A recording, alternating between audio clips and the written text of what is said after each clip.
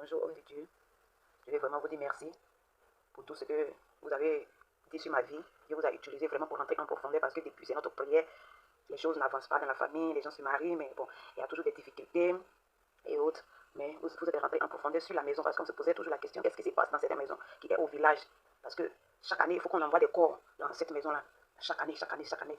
Et vraiment, vous êtes rentré en profondeur et vous avez parlé qu'on doit aller prier dans cette maison pour qu'on soit libéré. J'ai appelé ma tante, je lui ai demandé, elle m'a vraiment confirmé, elle m'a dit que non, tous les hommes de Dieu vraiment leur disent ça, qu'on doit aller prier dans cette maison-là. Et vous avez parlé d'un grand-père qui adorait vraiment des masques et tout ça. Elle m'a vraiment confirmé tout ça. Vous avez donné des noms que moi-même je ne connaissais pas dans la famille et elle m'a tout confirmé. Les pitons, vous avez parlé des pitons qu'on adorait, que vraiment, ces pitons-là devaient suivre des gens dans la famille. Effectivement, tous les songes que je fais, je suis avec les pitons me poursuivent, on est mort.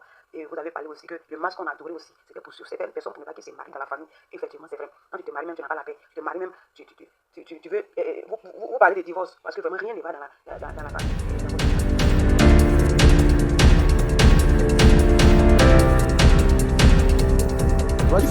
Qui s'appelle Daouda? Qui s'appelle Daouda? C'est un ami à moi. C'est un ami à toi. Oui. J'ai pas envie de donner la prophétie de la mort. Voilà, c'est pas mon travail de le faire. Mais je vais te poser une question. Est-ce que Daouda t'a une fois dit qu'il a mal au cœur? Non, tu m'as pas dit ça d'avant. Est-ce que tu peux l'appeler maintenant pour lui demander, puis tu reviens, tu l'appelles, tu restes là, tu l'appelles maintenant pour lui demander est-ce qu'il a une douleur dans le cœur? D'accord, j'ai compris, papa. Il faut le faire, puis tu m'appelles. Je vais annuler un décret que je suis en train de voir. Fais-le rapidement. Je vois un esprit noir derrière lui. Je vois Daouda près de toi. Daouda, c'est ton ami. Et je suis en train de me dire de prier pour Daouda. Les broskadabos. Il a une douleur dans le cœur. Il y a une déchirure dans son cœur actuellement. Je vois un couteau. Il faut l'appeler rapidement, puis je vais prier pour toi après. Ok? Oui, allô, Koné? Ouais, je vais prendre des connaissances à quoi ça. Oui, c'est déjà coupé. Hein. D'accord, mais tu n'as pas pu joindre ton frère Daouda dont le Seigneur avait parlé? Oh, j'ai essayé de l'appeler, puis on a causé. Oui. Il m'a dit souvent ça le fait mal. Comme lui fume chicha là. Non, je voulais pas parler sur les réseaux sociaux parce que TikTok peut me restreindre. Sinon, j'ai vu que c'est à cause de la cigarette. C'est la première fois que toi et moi on parle, n'est-ce pas? Ouais. Et le Seigneur t'a localisé et il m'a dit que tu as un ami qu'on appelle Daouda qui a un problème de maux de cœur. Et je t'ai dit, il faut l'appeler pour que je puisse prier pour lui. Et je t'ai dit, va l'appeler et que tu reviennes. Et tu es parti, tu l'as appelé et il t'a confirmé que effectivement il a un mal de cœur parce qu'il fume la chicha, c'est ça? Je voulais que vous priez pour moi.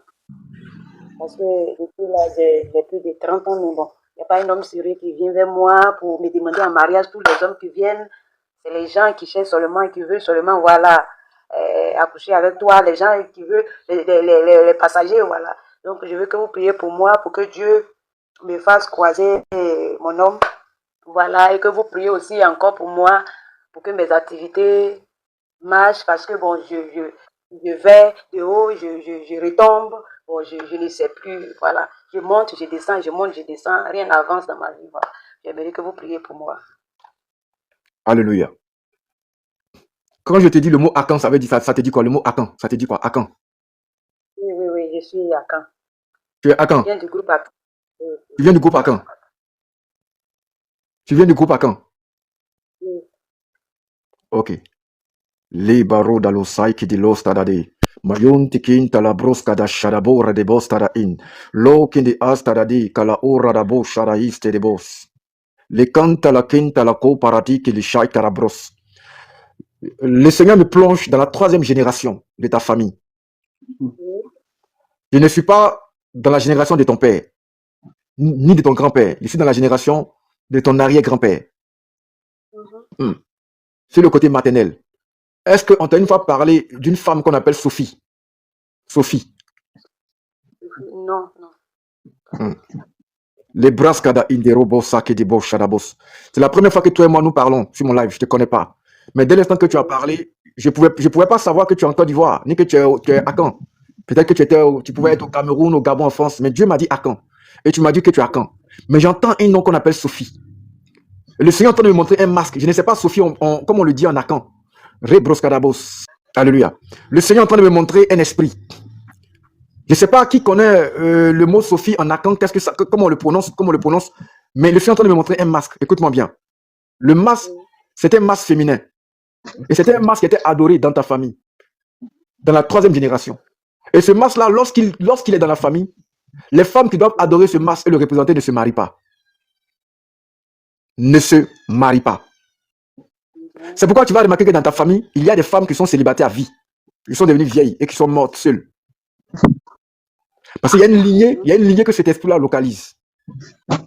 Donc en réalité, ce n'est pas que les hommes ne te veulent pas, mais c'est parce qu'il y a une entité qui t'a épousé et c'est une entité féminine. Oui, Que tu as des parents dans la ville de Boaké. Ils sont en train de localiser le nez de ce démon. oui, oui. Je viens de Boaké, précisément derrière Boaké. Voilà, mais je viens de Boaké. Tu viens de Boaké. C'est la première fois qu'on parle, c'est ça? Elle s'appelle comment? Elle s'appelle Marie. Voilà, le Seigneur m'amène à Boaké. Et à Boaké, je vois une maison. Je vois la maison, elle est peinte en blanche, une maison blanche. Et j'entends famille royale. J'entends famille du roi. J'entends famille du roi. Il y a la royauté dans ton sang. Oui, Et côté les esprits. paternel. Tu dis quoi? Oui, côté paternel, on m'a expliqué ça. Côté paternel, on t'a expliqué ça. Et je vois une maison blanche, une villa blanche. Je vois la villa, alléluia. Et je vois que dans la villa, le masque que je suis en train de parler, le masque de cette génération-là, c'est un masque, c'est court comme ça, c'est un masque, c'est court. C'est un masque, c'est court, c'est une femme, ils l'ont taillé, c'est une statuette, ils l'ont taillé. Il est dans le sol de cette maison blanche que je vois, de cette maison blanche que je vois. Tu connais Mathieu, tu connais Mathieu, tu connais Mathieu, tu connais Mathieu. Si je ne vois pas, je ne vois Un pas. de tes oncles qui s'appelle Mathieu. Il est informé de cette histoire. Il est informé, on lui a déjà expliqué cette histoire. Ils ont enterré un masque dans cette maison familiale-là. Et c'est ce masque-là qui a localisé certaines personnes dans la famille. Mais en réalité, le masque ne veut pas vous utiliser, alléluia, comme des féticheuses. Le masque veut vous utiliser comme des voyantes. Si tu as bien remarqué, il y a un moment quand tu dormais, tu voyais tout. Tu faisais des songes. Tu te rappelles de cette époque? Beaucoup, beaucoup, beaucoup. Tu fais beaucoup de songes, voilà. C'est un esprit de python qui a possédé ce masque-là. Donc en réalité, si tu veux avoir ton mariage, il est important de procéder à une délivrance profonde. Une délivrance profonde qui va aller dans l'ordre de l'exorcisme. Ça veut dire que l'officiant, celui qui va opérer la délivrance, est obligé de mettre son pied à Boaké pour posséder. Je refuse cette attaque au nom de Jésus. Pour posséder cette terre, pour que toi tu sois libéré. C'est tout ce que je peux te dire. Parce que si je veux rentrer en profondeur, il faut que je prie pour me couvrir moi-même. Alléluia. Amen. Amen. Voilà. C'est tout ce que je peux te dire. Si tu le veux, tu m'appelles. Prophète Christian. Prophète. Pardon, faut prier pour moi, s'il te plaît. Le braskadari de broska ishiki de los dadado. Mayonte kinta la boss side de ray. Lo kaboyan de ray. Est-ce que tu m'as déjà vu sur TikTok, ma fille? Sur les réseaux sociaux? Je vous voyais, mais je passais, je passais. Ah, tu voyais, mais tu passais. Oui, Alléluia. comment Bonjour, Laurette. Alléluia. Alléluia. Tu as une petite soeur qui fait la coiffure. Oui, oui. Il faut lui dire de m'appeler aussi. Vous êtes dans le même problème aussi. Pour elle, ça sera grave. Pour elle, actuellement, elle est avec un homme marié. C'est un corps habillé. Elle t'a déjà dit ça? Bon, bonjour, homme de Dieu. Je vais vraiment vous dire merci pour tout ce que vous avez dit sur ma vie. Dieu vous a utilisé vraiment pour entrer en profondeur parce que depuis c'est notre prière, les choses n'avancent pas dans la famille, les gens se marient, mais bon, il y a toujours des difficultés et autres.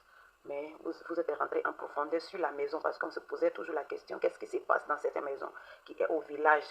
Parce que chaque année, il faut qu'on envoie des corps dans cette maison-là. Chaque année, chaque année, chaque année. Et vraiment, vous êtes rentré en profondeur et vous avez parlé qu'on doit aller prier dans cette maison pour qu'on soit libre. Et j'ai appelé ma tante, je lui ai demandé, elle m'a vraiment confirmé, elle m'a dit que non. Tous les hommes de Dieu, vraiment, leur disent ça, qu'on doit aller prier dans cette maison-là. Et vous avez parlé d'un grand-père qui adorait vraiment les masques et tout ça. Elle m'a vraiment confirmé tout ça. Vous avez donné des noms que moi-même je ne connaissais pas dans la famille et elle m'a tout confirmé. Les pitons, vous avez parlé des pitons qu'on adorait, que vraiment ces pitons-là devaient suivre des gens dans la famille. Effectivement, tous les songes que je fais, je suis avec les pitons me poursuivent, on est mort. Et vous avez parlé aussi que le masque qu'on adorait aussi, c'était pour suivre certaines personnes pour ne pas qu'ils se marient dans la famille. Effectivement, c'est vrai. Quand tu te maries même, tu n'as pas la paix. Tu te maries même, tu veux... vous parlez de divorce parce que vraiment rien ne va dans la famille, dans votre foyer. Rien ne va. Et les autres, nous autres, on est là aussi. Bon, on ne se marie pas, mais tu ne sais pas ce qui se passe. Pas que tu vis dans les... Tu fais, voilà, tu vis n'importe comment, mais tu es là, tu ne te maries pas. Toi-même, tu le sais quoi faire. Tu te demandes, mais qu'est-ce qui se passe? Qu'est-ce qui se passe dans ma vie? Et puis bon, je ne me marie pas. Pourquoi est-ce que c'est comme ça? Tu ne comprends absolument rien. Tout ce que vous avez dit, c'est la vérité. C'est la vérité. Ils ont choisi, les esprits ont choisi des gens, oui, pas pour être des féticheuses, mais vous voyez, voilà, vous voyez comment, voilà, vous voyez tout ce que c'est. Et c'est la vérité. Quand j'étais vraiment petite, même maintenant même, je vois beaucoup. Je vois beaucoup. quelque chose ne peut pas arriver dans la maison que moi je n'ai pas encore vu. Voilà. À chaque fois je dors. Avant tout ce qui s'est passé dans la maison, je disais à ma maman, maman, voici le rêve que j'ai fait. Voici. Donc vraiment, tout ce que vous avez dit sur ma vie, c'est la vérité. Et tout ce que vous avez dit aussi sur la famille, tout ce que vous avez dit, que moi-même je ne connaissais même pas. Moi-même je ne connaissais même pas parce que on va rarement au village. Nous, on est né à la Kota. C'est là-bas que nos parents étaient des planteurs. Donc, c'est là-bas qu'on partait. Même quand on était en ville, on fréquentait. Mais toutes les vacances, on partait qu'à la Kota. On partait qu'à la Kota. Donc, le village même, c'est maintenant là que, voilà, je suis allée seulement 2 fois au village. Et actuellement aussi, je ne suis même pas en Côte d'Ivoire. Je veux vraiment vous dire merci parce que vous êtes rentré en profondeur. En profondeur, c'est ce qu'on cherchait depuis. Et je sais que de la manière Dieu a révélé à travers vous, c'est comme ça que Dieu va vous utiliser pour libérer ma famille. Je veux vraiment vous dire merci. Je veux vraiment vous dire merci, merci, homme de Dieu. Merci parce que tout ce que vous avez dit, je ne vous connais pas. Vous ne me connaissez pas. Et d'ailleurs, je ne suis même pas en Côte d'Ivoire. C'est ça que je vous disais. Je ne suis même pas en Côte d'Ivoire. C'est seulement sur les réseaux sociaux. C'est ma première fois de vous suivre en direct. Et vraiment, Dieu vous a utilisé pour rentrer en profondeur dans ma famille. Des choses que moi-même je ne connais même pas. Et quand je me suis renseignée chez ma tante, elle m'a vraiment confirmé les gens que je ne connais pas. Et vous avez dit le nom, Mathieu, elle m'a vraiment confirmé que c'est l'un de leurs cousins. Vraiment, merci homme de Dieu, merci, que Dieu vous bénisse, Merci vraiment homme de Dieu, merci. Le Seigneur est en train de me dire, de te dire. Amen. Yaï, regarde, qu'est-ce que tu ressens ici? Qu'est-ce que tu sens ici? Regarde-moi, qu'est-ce que tu sens ici? J'ai beaucoup mal à la tête quand ça commence comme dans la tête. Tu as beaucoup mal à la tête, c'est ça? Oui, c'est comme ma tête va tomber, c'est comme ma tête va se mélanger. Est-ce que tu sens que tu es victime de vol d'intelligence? Comment? Tu es victime de vol d'intelligence parce que tu es très intelligent. Tu es Oui, papa, très oui, papa. intelligent. Ça, moi, je le sais. Voilà. Ils ont volé une partie de ton intelligence pour lui donner à un de tes cousins. Mais je ne vais pas créer une polémique à lui. Je ne vais pas créer une polémique familiale. Mais je vais prier mon Dieu pour déplacer son onction, pour aller retirer cette grâce. Amen. De la redonner. Maintenant, qui a été un médecin dans ta vie? Qui a été un médecin dans ta vie? Un homme de la médecine dans ta vie? C'est qui? C'était un homme, mais il est marié. Le juge m'avait demandé en mariage d'aller demander qu'est-ce qu'on va pour marier une femme ce jour-là. Tout est gâté sur le champ, il a marié quelqu'un d'autre. Et jusqu'à présent, il continue de m'appeler. Rebroscadari de brosse. Attends, j'ai fermé un peu mes yeux parce que mes yeux, quand je prophétise, ça devient rouge. Dans mes lunettes. Elle entend rire encore. Alléluia. Écoute-moi, je ne te connais pas. Hein. C'est la première fois qu'on parle, n'est-ce pas? Non, mais c'est la première fois que je vous vois. Le Seigneur vient de me montrer un homme qui était dans la médecine, qui était avec toi. Et il t'a proposé le mariage, mais il était déjà en couple. Et il était dans une relation, mais il t'a proposé le mariage. Il n'a pas refusé. Les parents à qui je suis allé demander qu'est-ce qu'il faut faire pour faire le mariage, comme ça, ça a été sur le champ. Il allait marier l'autre. Et c'est quand il a fini de faire le mariage, il est venu en famille pour me saluer. Mais est-ce qu'actuellement tu es marié? Je ne suis pas marié. Tu n'es pas marié. Bon, je vais te dire une vérité, alléluia.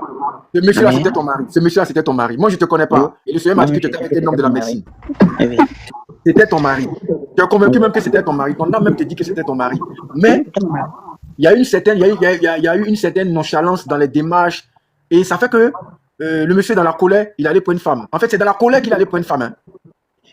Ah, d'accord. Parce que je vais te dire une vérité en réalité. En réalité, pourquoi il allait pour une femme ailleurs? Il s'est dit que tes parents voulaient quelqu'un de riche pour toi. Or, à cette époque, il n'avait pas le niveau. Donc, il s'est dit, tes parents sont en train de faire traîner les choses. Moi, je vais l'épouser. D'accord, j'ai compris. Donc, il allait se jeter dans un faux foyer. Je ne dis pas que la relation dans laquelle il est fausse, mais moi, je dis qu'il allait se jeter dans un foyer précipité. Et c'est pourquoi je dis à beaucoup de personnes, si tu pries que ton mari ne vienne pas, certainement que ton mari est dans un foyer. Certainement que ton mari est dans un foyer envoûté quelque part. Shalom, Marika Pembe. Alléluia. Je ne vais pas prier pour que ce foyer-là se détruise. Je ne vais pas prier. Non. Mais je vais faire une prière pour dire à Dieu de récupérer la permission, l'onction, la décision, le choix qu'il a mis sur cet homme pour le mettre dans une nouvelle personne pour que cette personne vienne. Amen. Parce que je suis fait pour bénir, je ne suis pas fait pour détruire. Donc je vais prier que Dieu récupère cette grâce, parce que la grâce est sur lui. Donc toi, tant qu'il est dans le faux foyer, là, toi, tu seras toujours célibataire. Raison pour laquelle, puisque l'onction n'est pas comme moi, c'est à cause de ça qu'il rentre en contact avec toi toujours. Il a tout le temps. Tout le temps, il t'appelle, il est fort de toi-même. Je lui ai dit qu'il me caresse, il me de m'appeler même. Aux parents de Tita. Regarde, actuellement, l'Esprit de Dieu est dans ton portable et il me montre les messages. Je lui ai dit d'arrêter de me Je vois tout. distraire. Alléluia. Amen. Me voir. Alléluia. Regarde, est-ce que tu sais qu'actuellement, Dieu me montre toutes tes douleurs? Je vois une douleur au niveau d'ici et je vois une douleur ici. Où ça? Oui, toute la nuit me fait mal, toute ma colonne vertébrale me fait mal. J'ai mal. Tu as mal ici, regarde, tu as des picotements ici, tu as des picotements ici. Oui, ça c'est venu 2 jours. C'est comme crampe du ventre, c'est venu 2 jours. Voilà, c'est comme les crampes du ventre. Tu vois, non? Tu n'as pas besoin d'aller à l'hôpital. Tu vois, Dieu a permis que son serviteur puisse faire du scannage. Il faut m'appeler. Si tu m'appelles, tu me relates toute la prophétie. Parce qu'après, je vais oublier, Dieu va effacer ça de mon esprit. Parce que je ne suis pas le propriétaire de la prophétie. C'est toi qui es le propriétaire de la prophétie. Donc, toi, tu pourras garder la prophétie. Parce qu'après le live, je vais tout oublier. Donc, lorsque tu vas m'appeler, tu me rappelles, tu dis, papa, voici ce que le Seigneur m'a dit. Le Seigneur m'a dit que j'avais un homme qui était dans la médecine, qui voulait me marier. Et après, tu me rappelles tout. Tout ce que tu as confirmé pour que je puisse prier pour toi. Amen. Le Seigneur est en train de me montrer une douleur au niveau de ton ventre. Oui. Ici, regarde la partie là. Je te montre la partie. Ici. Oui, j'ai ça. Oui. Aïe. Ça m'arrive parfois. Je ne vais pas t'effrayer, mais je suis en train de voir un serpent qui bouge dans le ventre.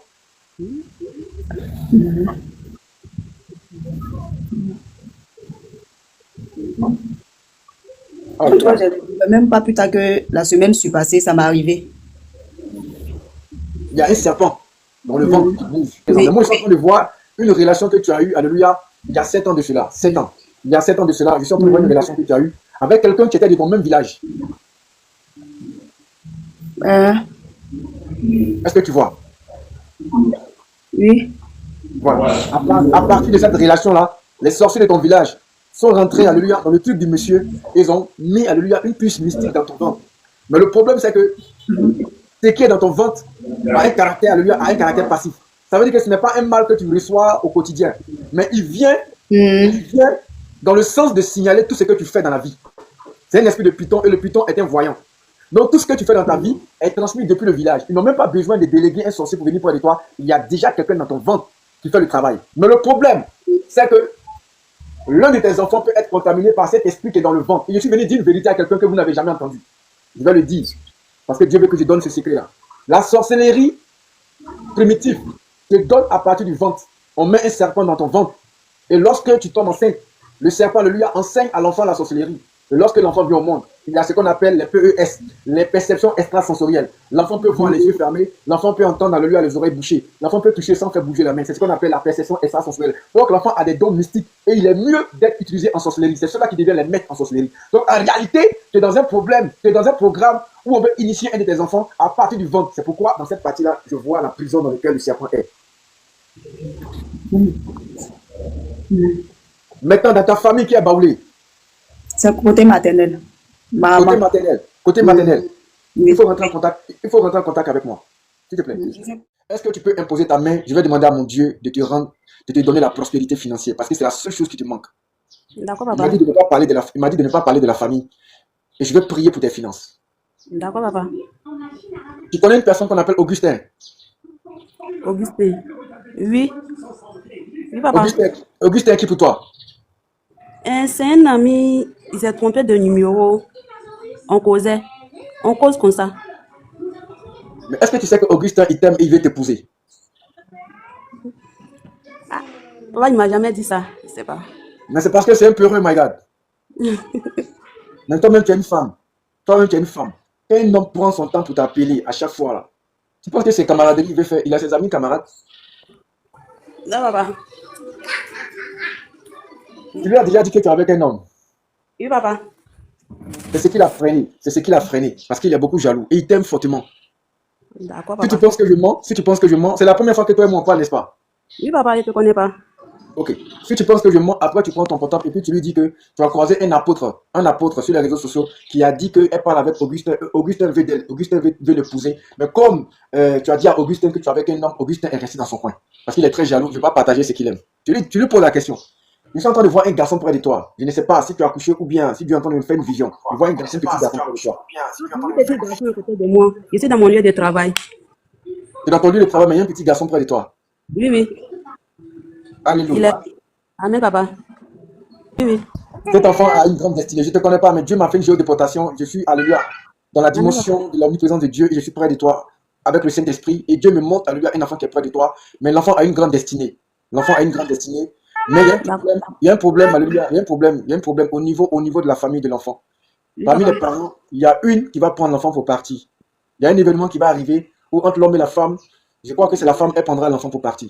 Et si on ne prie pas pour ça, ça arrivera. Je ne sais pas. Je ne veux pas que tu rentres dans les polémiques avec tes employeurs. Mais je vais passer par toi pour prier. Ce n'est pas que ça arrive. Parce que l'enfant a une grande étoile. Le diable va vouloir museler un côté de son amour. Pour qu'il soit un peu triste dans la vie et qu'après, alléluia, il pleure énormément.